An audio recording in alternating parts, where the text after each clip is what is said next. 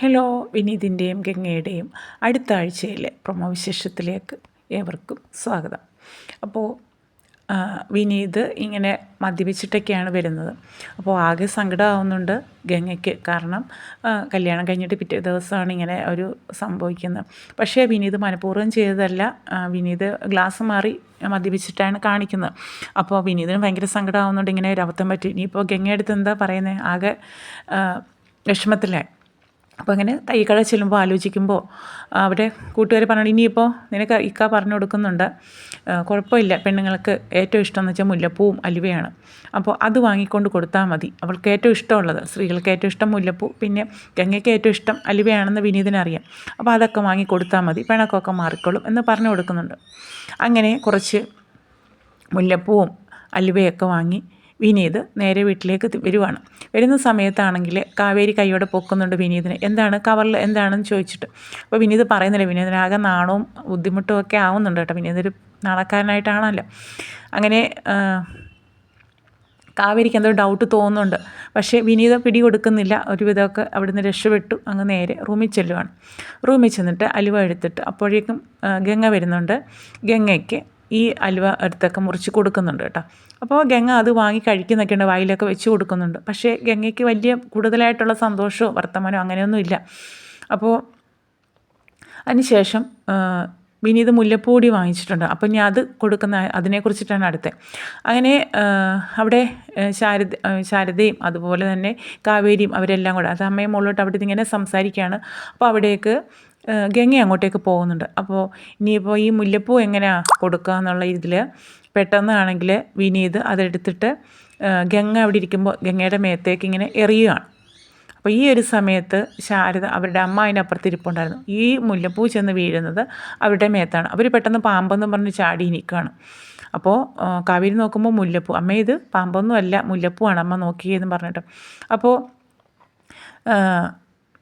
കാവേരിക്ക് സംശയം തോന്നുന്നുണ്ട്, ഇത് വിനീതേട്ടൻ ഗംഗേച്ചിക്ക് വേണ്ടി വാങ്ങിച്ചുകൊണ്ട് വന്നതാണ്. അപ്പോൾ അത് അബദ്ധം പറ്റിയതാണെന്ന് മനസ്സിലാവുന്നു. പക്ഷേ മറ്റവർക്ക് അവർക്ക് പിടികിട്ടുന്നില്ല. അങ്ങനെ ആകെ ചമ്മി പോവുകയാണ് വിനീത് അപ്പോഴത്തേക്ക് അവിടുന്ന് പെട്ടെന്ന് രക്ഷപ്പെടുന്നുണ്ട്. ഇവരാരും കാണാതെ തന്നെ അവിടുന്ന് ഓടി രക്ഷപ്പെടുകയാണ് കേട്ടോ. പിന്നെ അതുപോലെ പിറ്റേന്ന് രാവിലെയായി വിനീത് പിന്നെയും കടയിൽ ചെല്ലുന്ന സമയത്ത് പോകുന്ന സമയത്ത് മുത്തശ്ശി പറയുന്നുണ്ട് പോകാനായിട്ട് ഇറങ്ങുമ്പോൾ. മുത്തശ്ശി പറയുകയാണ് ഗംഗയും കൂട്ടി പുറത്തേക്കൊന്ന് പോകാനായിട്ടാണ് പറയുന്നത്. അപ്പോൾ വിനീത് പറയുന്നു വിനീതിനെ കടയിൽ ജോലിത്തിരക്കുണ്ട്. അതുപോലെ തന്നെ ഗംഗ പറയുന്നു ഗംഗയ്ക്ക് ഇവിടെ ഒത്തിരി ബ്ലൗസും കാര്യങ്ങളൊക്കെ തയ്ക്കാനായിട്ട്, അപ്പോൾ പുറത്തേക്കൊന്നും പോകാൻ സമയമില്ല.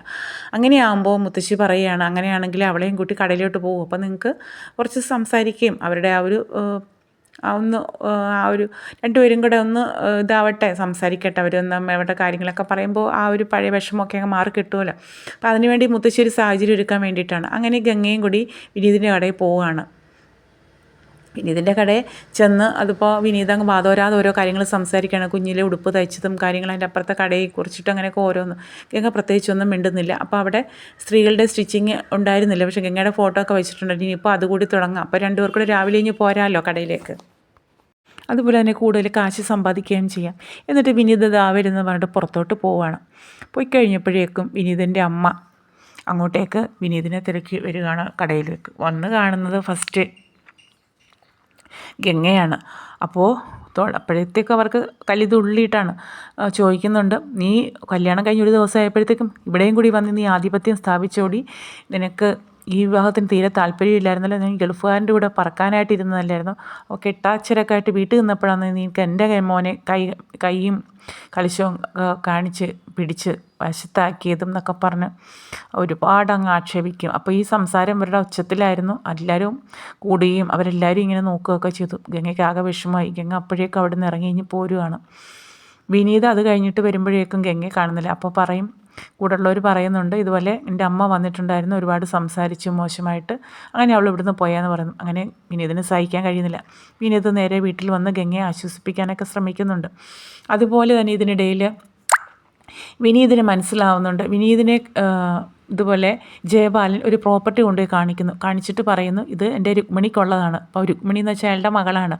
അപ്പോൾ ഇനി മകളെ വിവാഹം കഴിക്കാൻ പോകുന്നത് വിനീതാണ്. അവളെ വിവാഹം കഴിക്കാൻ പോകുന്നത് നീയല്ലേ, അപ്പോൾ നീയാണ് ഇതിൻ്റെ അവകാശി എന്നൊക്കെ പറഞ്ഞ് ഞാൻ വാങ്ങിച്ചിട്ടേക്കുന്നതെന്നൊക്കെ പറഞ്ഞ് കാണിക്കുന്നുണ്ട്.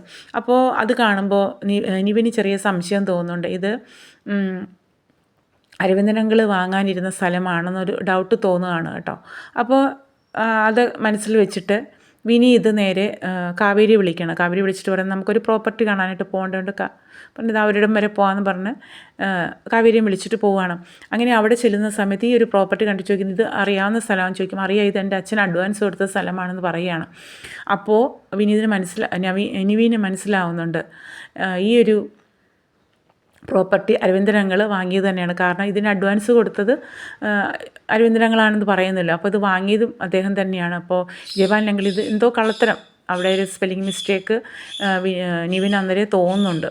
അപ്പോൾ ഇതിലെന്തോ കള്ളത്തരം നടന്നിട്ടുണ്ട്. അപ്പോൾ കാവേരി പറയുന്നുണ്ട് ഇത് എൻ്റെ അച്ഛൻ്റെ വിയർപ്പാണ്, അച്ഛൻ കഷ്ടപ്പെട്ട് ഉണ്ടാക്കിയ ഗൾഫിൽ നാട്ടിൽ കിടന്ന് കഷ്ടപ്പെട്ട് ഉണ്ടാക്കിയ പൈസയാണ് കൊടുത്തതെന്നൊക്കെ പറഞ്ഞാൽ കാവേരിക്ക് ഭയങ്കര സങ്കടമാവുന്നുണ്ട്. അങ്ങനെ അപ്പോഴേക്കും അവിടുത്തെ ആ ഒരു കാര്യസ്ഥന് കാണുന്നുണ്ട്. അപ്പോൾ അദ്ദേഹത്തെ ഇങ്ങോട്ടേക്ക് വിളിക്കുകയാണ് നിവിന്. അപ്പോൾ ചോദിക്കുന്നുണ്ട് ഇത് ഈ ഒരു പ്രോപ്പർട്ടി ആരാണ് വാങ്ങിയതെന്നൊക്കെ ചോദിക്കുമ്പോൾ അദ്ദേഹം പറയുന്നത് അത് ജയപാലൻ സാറാണെന്നാണ് പറയുന്നത്. അതല്ല, അതിൻ്റെ സത്യങ്ങളൊക്കെ തുറന്നു പറയുമ്പോൾ അദ്ദേഹം മനസ്സിലാലോചിക്കുന്നുണ്ട്. അരവിന്ദൻ ലാസ്റ്റ് വന്നതും എൻ്റെ എല്ലാം തട്ടിയെടുത്തില്ലെന്നൊക്കെ പറഞ്ഞ് സങ്കടപ്പെട്ട് സംസാരിക്കുന്നതും ഇവർ തമ്മിലുള്ള സംസാരമൊക്കെ മനസ്സിലാലോചിക്കുന്നു. പക്ഷെ തുറന്നു പറയാൻ കഴിയുന്നില്ല. കാരണം ഇപ്പോൾ അദ്ദേഹത്തിൻ്റെ മേലധികാരി എന്ന് പറയുന്നത് ജയപാലനാണല്ലോ. അപ്പോൾ സത്യങ്ങൾ തുറന്നു പറഞ്ഞാൽ അദ്ദേഹത്തിന് തന്നെ ദോഷമാവും. അദ്ദേഹം മനസ്സിൽ കരുതുന്നുണ്ടെങ്കിലും പറയുന്നില്ല. അതൊന്നും എനിക്കറിയില്ല, അതിനെക്കുറിച്ചിട്ടൊന്നും എനിക്കറിയില്ല, അത് ജയപാലൻ സാറിൻ്റേതാണെന്ന് മാത്രമേ അറിയുള്ളൂ എന്ന് പറഞ്ഞ് അദ്ദേഹം ഒഴിഞ്ഞു മാറുകയാണ്.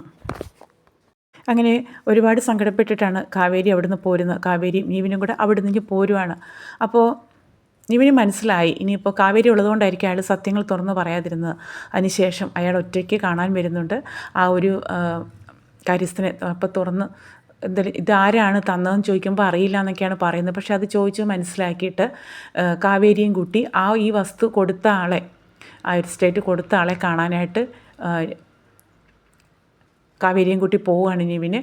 അങ്ങനെ പോകുന്നുണ്ട്. അവിടെ ചെന്ന് ചോദിക്കുന്നുണ്ട് ഈ ഒരു തോട്ടം ഇത് ആർക്കാണ് കൊടുത്തതെന്ന് ചോദിക്കുമ്പോൾ അത് ജയപാലനാണെന്ന് പറയുന്നത്. അപ്പോൾ ജയപാലൻ അല്ലല്ലോ ഇത് അഡ്വാൻസ് തന്നത്, ഇതിൽ അരവിന്ദനാണ് അഡ്വാൻസ് തന്നതും അതുവരെയുള്ള പൈസ പല തവണയായിട്ട് അടച്ചോളാമെന്ന് പറഞ്ഞു. അങ്ങനെ പൈസ എല്ലാം തന്നത് അരവിന്ദനാണ്. പക്ഷേ അതിൻ്റെ ഡീലിങ്സും കാര്യങ്ങളൊക്കെ എൻ്റെ കയ്യിൽ ക്യാഷ് കൊണ്ട് തന്നതും അതെല്ലാം ജയപാലനാണ്. അപ്പോൾ ഞാൻ ചോദിച്ചതാണ് ഈ പ്രോപ്പർട്ടി ആരുടെ പേർക്ക് എഴുതണം, അരവിന്ദൻ്റെ പേർക്ക് എഴുതിയാൽ പോരെന്ന് ചോദിച്ചപ്പോൾ ജയപാലനാണ് പറഞ്ഞത് ജയപാലൻ്റെ പേർക്ക് എഴുതിയാൽ മതി അവകാശങ്ങൾ.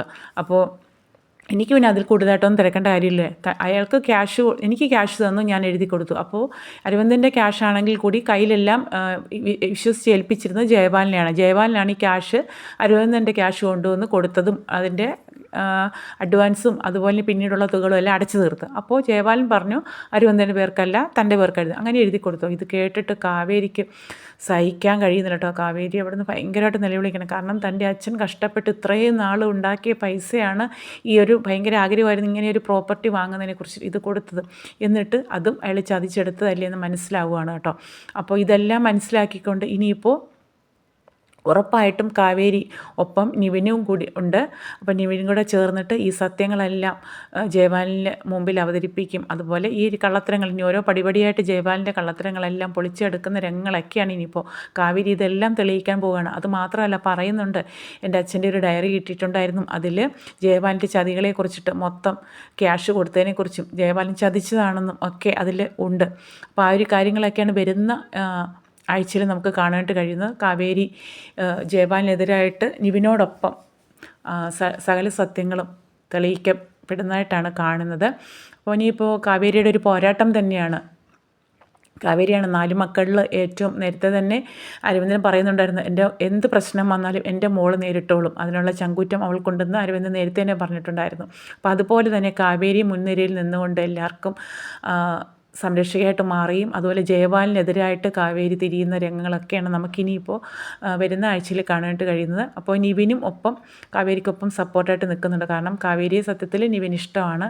ഇപ്പോൾ എന്തൊക്കെയാവും എന്നൊക്കെയുള്ളത് നമുക്ക് ആ ഒരു എപ്പിസോഡിൽ കാണാവുന്നതാണ്. അപ്പോൾ എല്ലാവരും ഈ പുഴയും കടന്ന് മിസ് ചെയ്യരുത്. നമുക്ക് ഗംഗയുടെയും വിനീതിൻ്റെയൊക്കെ വിശേഷങ്ങളും അതുപോലെ തന്നെ എല്ലാം കാണാവുന്നതാണ്. അപ്പോൾ ഈ ഒരു കുഞ്ഞു ചാനലാണ്, സപ്പോർട്ട് ചെയ്യുക. ഇതുവരെ സബ്സ്ക്രൈബ് ചെയ്യാതെ കാണുന്ന കൂട്ടുകാർ പ്ലീസ് ചാനലൊന്ന് സബ്സ്ക്രൈബ് ചെയ്യുക. അതുപോലെ തന്നെ നിങ്ങൾക്ക് പ്രൊമോ ഇഷ്ടപ്പെട്ടെങ്കിൽ ഒന്ന് ലൈക്ക് ചെയ്യാനും മടിക്കല്ലേ. ഓക്കെ.